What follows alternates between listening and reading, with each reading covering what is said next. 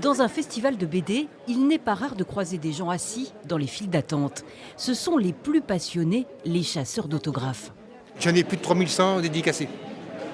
Vous imaginez? Mode expert. Donc je ne suis pas un spécialiste, mais un peu fanatique. Il faut dire que dans le 9e art, une dédicace est un petit dessin. Le plus recherché cette année, c'est celui de l'invité d'honneur, Étienne Davodo. Ça donne un cachet supplémentaire à cet auteur parce que c'est un auteur que j'aime beaucoup. L'auteur à succès, adapté au cinéma, sort ces jours-ci son 26e album. Pour Bernard. Merci. Je viens avec plaisir à Bassillac, évidemment. Alors la dernière fois que je suis venu, c'est en 1994, me rappelle-t-on ici. Ce qui ne nous rajeunit pas.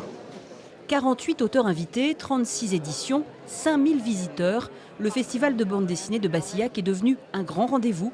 De la vie de tous, le genre se porte comme un charme. La bande dessinée est un art vraiment florissant qui provoque des sentiments très divers chez le lecteur. On a de la BD historique, on a la BD du réel qui est très en vogue, la BD documentaire. Mais il y a aussi des choses très poétiques, des choses très innovantes sur le plan graphique. C'est vraiment un art qui est foisonnant.